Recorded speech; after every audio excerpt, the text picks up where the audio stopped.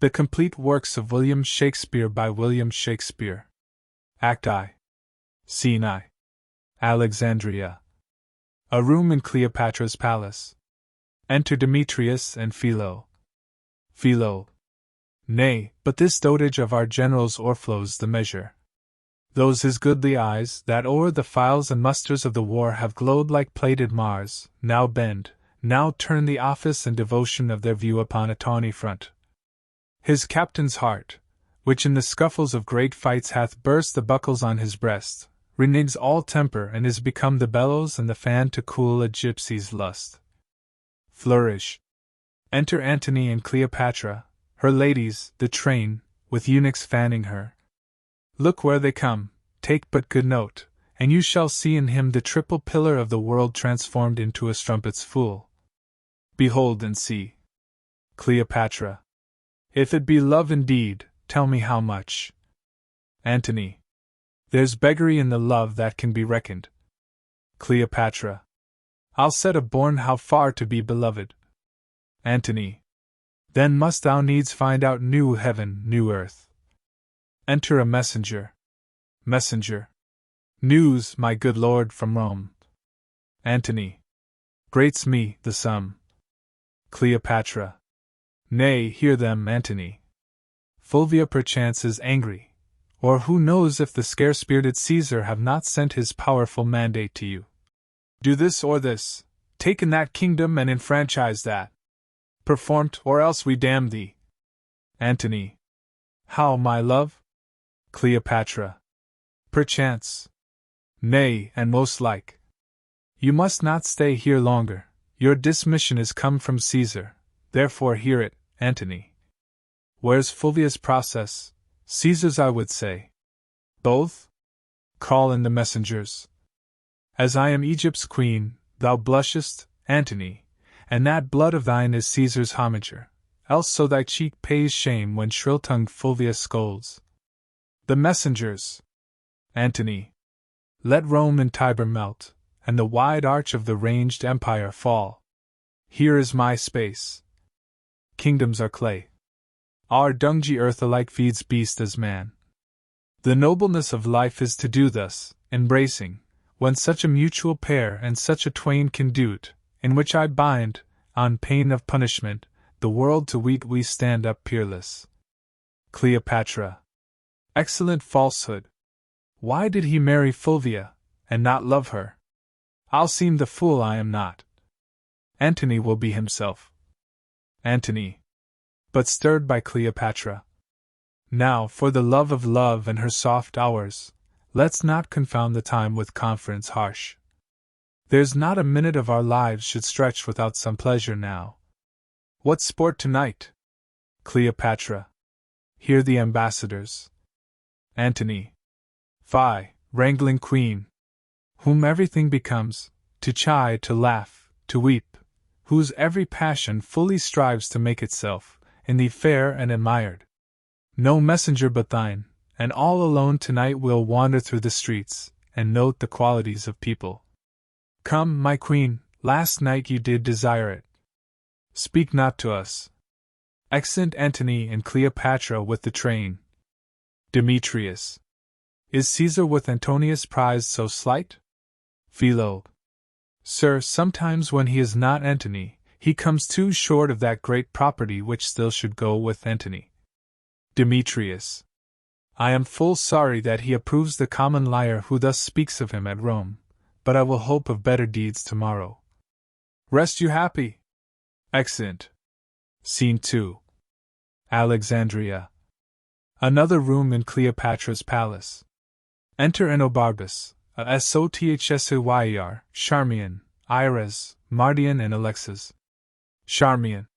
Lord Alexas, sweet Alexas, most anything Alexas, almost most absolute Alexas, where's the soothsayer that you praised so to queen? Oh, that I knew this husband which you say must charge his horns with garlands. Alexas. Soothsayer. Soothsayer. Your will? Charmian. Is this the man? Is you, sir, that know things? Soothsayer. In nature's infinite book of secrecy a little I can read. Alexis. Show him your hand. Enobarbus. Bring in the banquet quickly. Wine enough Cleopatra's health to drink. Charmian. Good sir, give me good fortune. Soothsayer. I make not, but foresee. Charmian. Pray then, foresee me one. Soothsayer. You shall be yet far fairer than you are. Charmian. He means in flesh. IRAs. No, you shall paint when you are old. Charmian. Wrinkles forbid. Alexis. Vex not his prescience. Be attentive. Charmian. Hush. Soothsayer. You shall be more beloving than beloved. Charmian. I had rather heat my liver with drinking. Alexis. Nay, hear him. Charmian. Good now, some excellent fortune.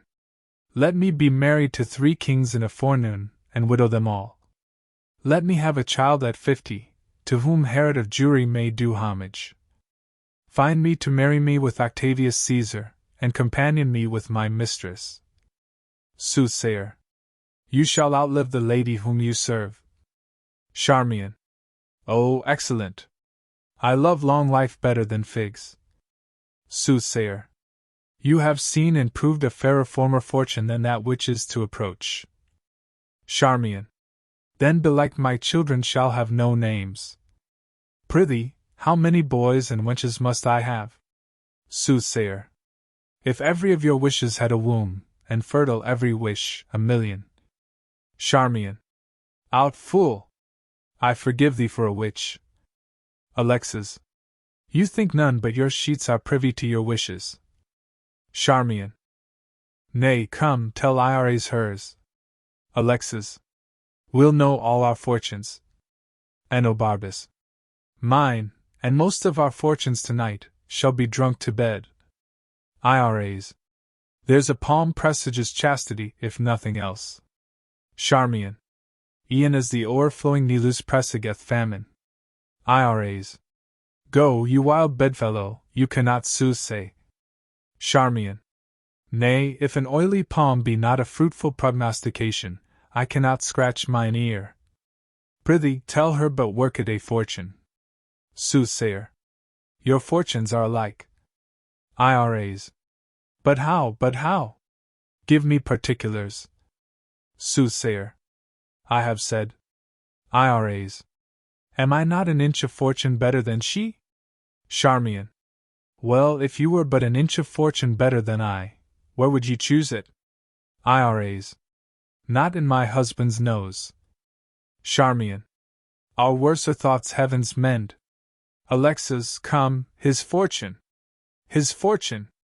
Oh, let him marry a woman that cannot go, sweet Isis, I beseech thee, and let her die too, and give him a worse, and let worse follow worse, till the worst of all follow him laughing to his grave, 50-fold a cuckold.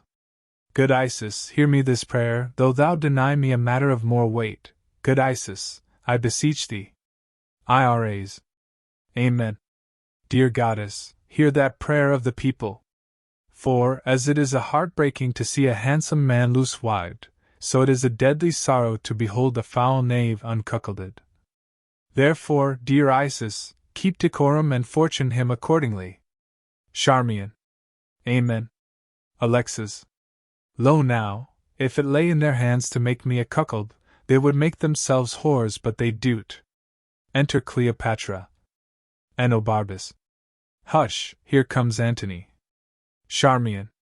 Not he, the queen. Cleopatra. Saw you my lord? Enobarbus. No, lady. Cleopatra. Was he not here?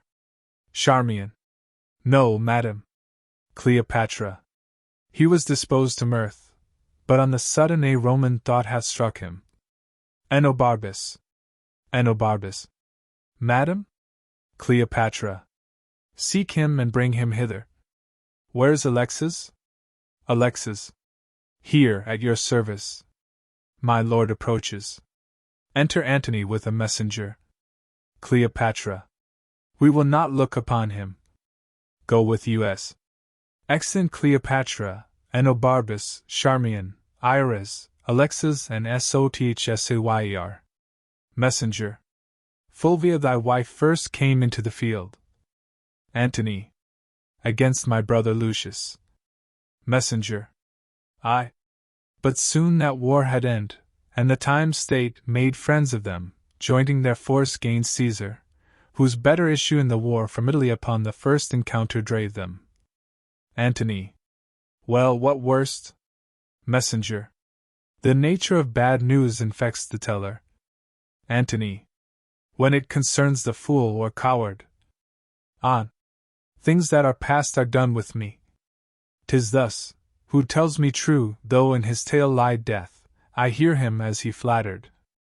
Messenger.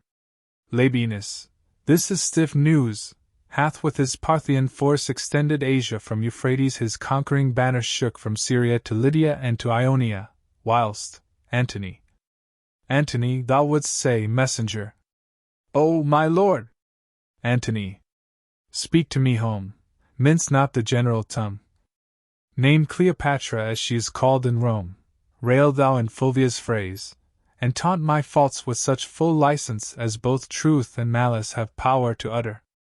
Oh, then we bring forth weeds when our quick minds lie still, and our ills told us is as our earring. Fare thee well awhile. Messenger. At your noble pleasure. Exit messenger. Enter another messenger. Antony. From Sicyon, ho, the news? Speak there. Second messenger. The man from Sicyon, Antony. Is there such a one? Second messenger. He stays upon your will. Antony. Let him appear. Exit second messenger. These strong Egyptian fetters I must break, or lose myself in dotage. Enter another messenger with a letter. What are you? Third messenger. Fulvia, thy wife is dead. Antony. Where died she? Third messenger. In Sicyon, her length of sickness, with what else more serious importeth thee to know, this bears. Gives a letter. Antony. Forbear me. Exit third messenger. There's a great spirit gone. Thus did I desire it. What our contempts doth often hurl from us, we wish it ours again. The present pleasure, by revolution lowering, does become the opposite of itself. She's good, being gone.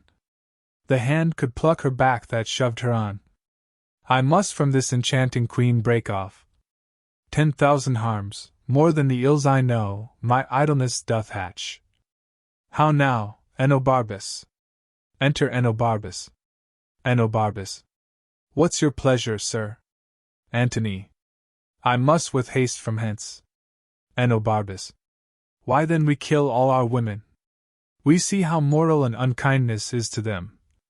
If they suffer our departure, death's the word. Antony. I must be gone. Enobarbus. Under a compelling occasion, let women die. It were pity to cast them away for nothing, though, between them and a great cause they should be esteemed nothing. Cleopatra, catching but the least noise of this, dies instantly. I have seen her die 20 times upon far poorer moment. I do think there is metal in death which commits some loving act upon her, she hath such a celerity in dying. Antony. She is cunning past man's thought. Enobarbus. Alack, sir, no, her passions are made of nothing but the finest part of pure love. We cannot call her winds and water sighs and tears, they are greater storms and tempests than almanacs can report. This cannot be cunning in her, if it be, she makes a shower of rain as well as Jove. Antony. Would I had never seen her! Enobarbus. Oh, sir, you had then left unseen a wonderful piece of work, which not to have been blessed withal would have discredited your travel. Antony. Fulvia is dead. Enobarbus. Sir? Antony. Fulvia is dead. Enobarbus. Fulvia? Antony. Dead. Enobarbus. Why, sir, give the gods a thankful sacrifice. When it pleaseth their deities to take the wife of a man from him, it shows to man the tailors of the earth, comforting therein that when old robes are worn out, there are members to make new. If there were no more women but Fulvia, then had you indeed a cut, and the case to be lamented. This grief is crowned with consolation. Your old smock brings forth a new petticoat, and indeed the tears live in an onion that should water this sorrow. Antony. The business she hath broached in the state cannot endure my absence. Enobarbus. And the business you have broached here cannot be without you, especially that of Cleopatra's, which wholly depends on your abode. Antony. No more light answers. Let our officers have notice what we purpose. I shall break the cause of our expedience to the Queen, and get her leave to part. For not alone the death of Fulvia, with more urgent touches, do strongly speak to us, but the letters too of many our contriving friends in Rome petition us at home. Sextus Pompeius hath given the dare to Caesar, and commands the empire of the sea. Our slippery people, whose love is never linked to the deserver till his deserts are past, begin to throw Pompey the Great and all his dignities upon his son, who, high in name and power, higher than both in blood and life, stands up for the main soldier, whose quality, going on, besides world may danger. Much is breeding which, like the courser's hair, hath yet but life and not a serpent's poison. Say our pleasure to such whose place is under us, requires our quick remove from hence. Enobarbus. I shall do't. Exeunt. Scene 3. Alexandria. A room in Cleopatra's palace. Enter Cleopatra, Charmian, Alexis and Iris. Cleopatra. Where is he? Charmian. I did not see him since. Cleopatra. See where he is, who's with him, what he does. I did not send you. If you find him sad, say I am dancing, if in mirth, report that I am sudden sick. Quick and return. Exit Alexis. Charmian. Madam, methinks if you did love him dearly, you do not hold the method to enforce the like from him. Cleopatra. What should I do? I do not. Charmian. In each thing give him way, cross him in nothing. Cleopatra. Thou teachest like a fool, the way to lose him. Charmian. Tempt him not so too far, I wish forbear. In time we hate that which we often fear. But here comes Antony. Enter Antony. Cleopatra. I am sick and sullen. Antony. I am sorry to give breathing to my purpose, Cleopatra. Help me away, dear Charmian. I shall fall. It cannot be thus long, the sides of nature will not sustain it. Antony. Now, my dearest queen, Cleopatra. Pray you stand farther from me. Antony. What's the matter?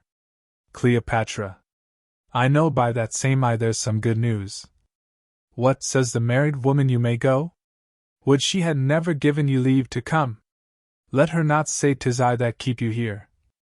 I have no power upon you, hers you are. Antony. The gods best know, Cleopatra. Oh, never was there queen so mightily betrayed. Yet at the first I saw the treasons planted. Antony. Cleopatra, Cleopatra. Why should I think you can be mine and true, though you in swearing shake the throned gods, who have been false to Fulvia? Riotous madness, to be entangled with those mouth-made vows which break themselves in swearing. Antony. Most sweet queen, Cleopatra. Nay, pray you seek no color for your going, but bid farewell and go. When you sued staying, then was the time for words. No going then, eternity was in our lips and eyes, bliss in our brows bent, none our parts so poor but was a race of heaven. They are so still, or thou, the greatest soldier of the world, art turned the greatest liar. Antony. How now, lady? Cleopatra. I would I had thy inches, thou shouldst know there were a heart in Egypt. Antony. Hear me, queen, the strong necessity of time commands our services awhile, but my full heart remains in use with you. Our Italy shines o'er with civil swords, Sextus Pompeius makes his approaches to the port of Rome. Equality of two domestic powers breeds scrupulous faction.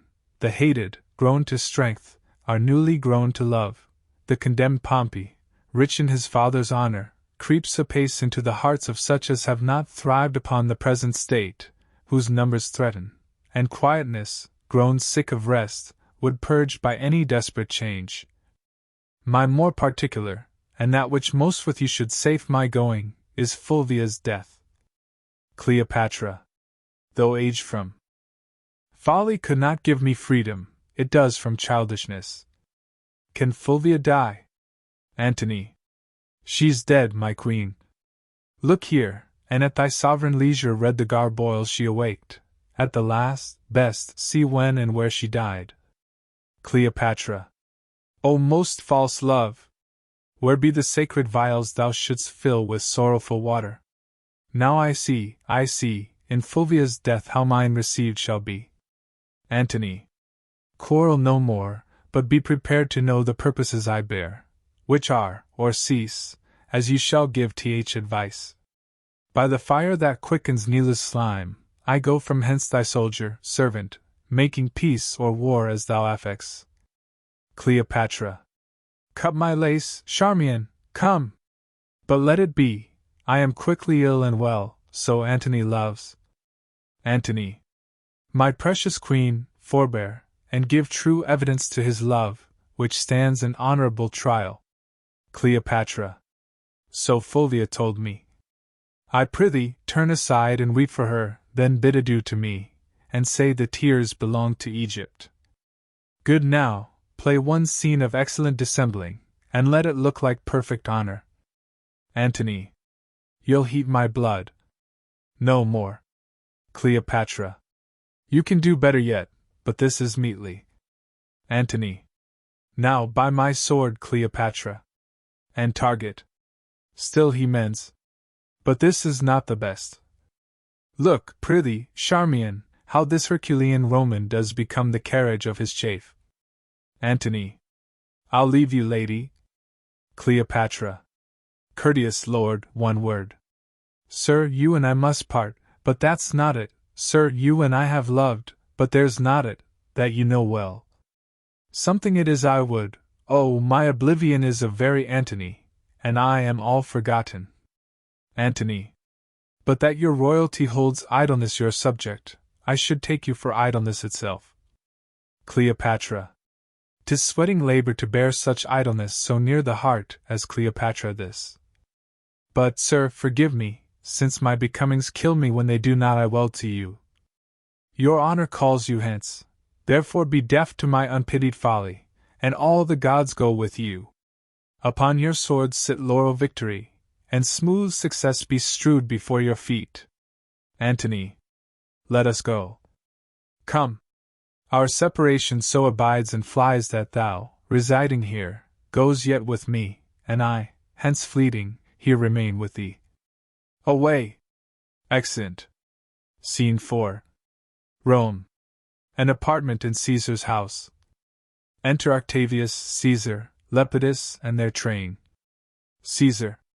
You may see, Lepidus, and henceforth know, it is not Caesar's natural vice to hate our great competitor. From Alexandria this is the news: he fishes, drinks, and wastes the lamps of night in revel, is not more manlike than Cleopatra, nor the queen of Ptolemy more womanly than he, hardly gave audience, or vouchsafed to think he had partners.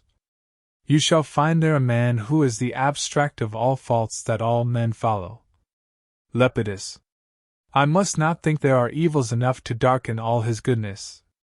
His faults in him seem as the spots of heaven, more fiery by night's blackness, hereditary rather than purchased, what he cannot change than what he chooses. Caesar. You are too indulgent. Let's grant it is not amiss to tumble on the bed of Ptolemy, to give a kingdom for a mirth, to sit and keep the turn of tippling with a slave, to reel the streets at noon, and stand the buffet with knaves that smell of sweat. Say this becomes him, as his composure must be rare indeed whom these things cannot blemish, Yet must Antony no way excuse his foils when we do bear so great weight in his lightness. If he filled his vacancy with his voluptuousness, full surfeits, and the dryness of his bones call on him for't. But to confound such time that drums him from his sport, and speaks as loud as his own state and ours, 'tis to be chid as we rate boys who, being mature in knowledge, pawn their experience to their present pleasure, and so rebel to judgment. Enter a messenger. Lepidus. Here's more news. Messenger. Thy biddings have been done, and every hour, most noble Caesar, shalt thou have report how 'tis abroad. Pompey is strong at sea, and it appears he is beloved of those that only have feared Caesar. To the ports the discontents repair, and men's reports give him much wrong. Caesar. I should have known no less. It hath been taught us from the primal state that he whiches was wished until he were, and the ebb man, ne'er loved till ne'er worth love, comes deared by being lacked. This common body, like to a vagabond flag upon the stream, goes to and back, lacking the varying tide, to rot itself with motion.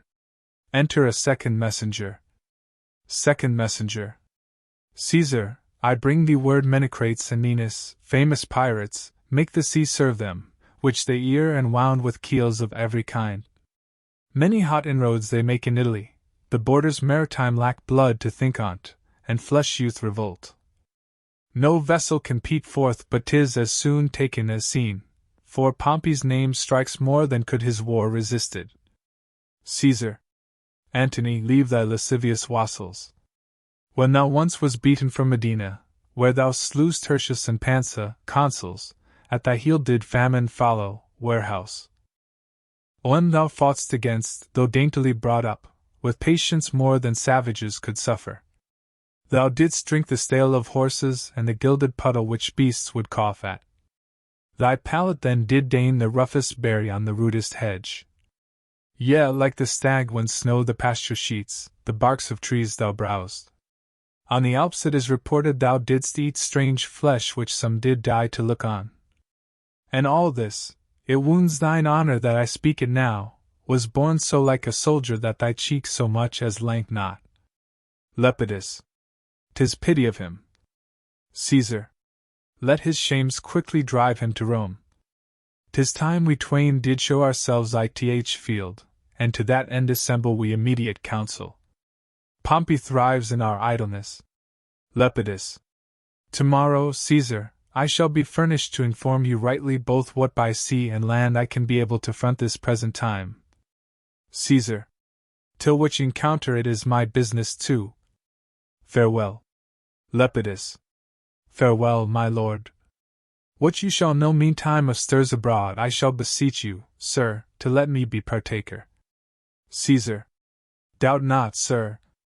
I knew it for my bond. Exeunt. Scene V. Alexandria. A room in the palace. Enter Cleopatra, Charmian, Iris and Mardian. Cleopatra. Charmian. Charmian. Madam? Cleopatra. Ha ha! Give me to drink mandragora. Charmian. Why, madam? Cleopatra. That I might sleep out this great gap of time my Antony is away. Charmian. You think of him too much. Cleopatra. Oh, 'tis treason. Charmian. Madam, I trust not so. Cleopatra. Thou eunuch Mardian! Mardian. What's your highness' pleasure? Cleopatra. Not now to hear thee sing. I take no pleasure in aught an eunuch has. 'Tis well for thee that, being unseminared, thy freer thoughts may not fly forth of Egypt. Hast thou affections? Mardian. Yes, gracious madam. Cleopatra. Indeed? Mardian. Not indeed, madam, for I can do nothing but what indeed is honest to be done. Yet have I fierce affections, and think what Venus did with Mars. Cleopatra. Oh, Charmian, where thinkst thou he is now? Stands he, or sits he? Or does he walk? Or is he on his horse? O happy horse, to bear the weight of Antony! Do bravely, horse, for what's thou whom thou emovest? The demi-atlas of this earth, the arm and burgonet of men. He's speaking now, or murmuring, "Where's my serpent of old Nile?" For so he calls me. Now I feed myself with most delicious poison. Think on me that am with Phoebus amorous pinches black, and wrinkled deep in time? Broad-fronted Caesar, when thou wast here above the ground, I was a morsel for a monarch. And great Pompey would stand and make his eyes grow in my brow, there would he anchor his aspect, and die with looking on his life. Enter Alexis. Alexis, sovereign of Egypt, hail! Cleopatra. How much unlike art thou Mark Antony! Yet, coming from him, that great medicine hath with his tinct gilded thee. How goes it with my brave Mark Antony? Alexis. Last thing he did, dear queen, he kissed, the last of many doubled kisses, this orient pearl. His speech sticks in my heart. Cleopatra. Mine ear must pluck it thence. Alexis. Good friend, quoth he. Say, the firm Roman to great Egypt sends this treasure of an oyster, at whose foot, to mend the petty present, I will piece her opulent throne with kingdoms. All the East, say thou, shall call her mistress. So he nodded and soberly did mount an arm-gaunt steed, who neighed so high that what I would have spoke was beastly dumbed by him. Cleopatra. What, was he sad or merry? Alexis. Like to the time oth year between the extremes of hot and cold, he was nor sad nor merry. Cleopatra. O well-divided disposition, note him, good Charmian, 'tis the man, but note him, he was not sad, for he would shine on those that make their looks by his, he was not merry, which seemed to tell them his remembrance lay in Egypt with his joy, but between both. O heavenly mingle, be'st thou sad or merry, the violence of either thee becomes, so does it no man else. Metst thou my posts? Alexis. Aye, madam, 20 several messengers. Why do you send so thick? Cleopatra. Who's born that day when I forget to send to Antony shall die a beggar. Ink and paper, Charmian. Welcome, my good Alexis. Did I, Charmian, ever love Caesar so? Charmian. Oh, that brave Caesar! Cleopatra. Be choked with such another emphasis. Say, the brave Antony. Charmian. The valiant Caesar. Cleopatra. By Isis, I will give thee bloody teeth if thou with Caesar paragon again, my man of men. Charmian. By your most gracious pardon, I sing but after you. Cleopatra. My salad days, when I was green in judgment, cold in blood, to say as I said then. But come, away, get me ink and paper. He shall have every day a several greeting, or I'll unpeople Egypt. Exeunt.